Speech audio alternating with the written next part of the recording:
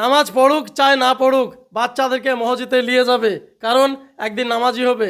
ভাই আমরা নামাজ পড়বো, বাচ্চা ছেলে দৌড়াদৌড়ি করবে, একদিন ওয়াই করতে করতে মসজিদে যাওয়ার অভ্যেস হবে, আর ওই অভ্যেস একদিন নামাজ পড়তে লাগবে ইনশাআল্লাহ, তারপরে নামাজি হবে। তো ভাই মসজিদে যদি নাই নিয়ে যায় বাচ্চাদেরকে, তাহলে মসজিদ কী করে চিনবে আর কী করে নামাজ শিখবে? কেউ বিরক্ত হবেন না, কেউ অধৈর্য হবেন না, ধৈর্য ধরেন, বাচ্চাদের ভবিষ্যৎ। কেননা বাচ্চা ছেলেপেলে থেকে নিয়ে গেলে মসজিদ চিনবে কিংবা নামাজ শিখবে কিংবা দোয়া দরুদ বুঝতে পারবে, তারপরে একটা নামাজি হবে।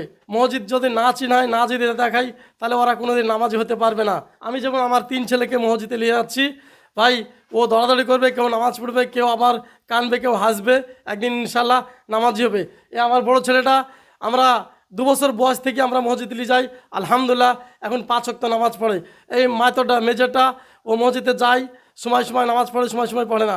ছোটোটাকেও ধরেছি, ইনশাল্লাহ ও মসজিদে যাচ্ছে এখন, সময় যায় সময় যায় না।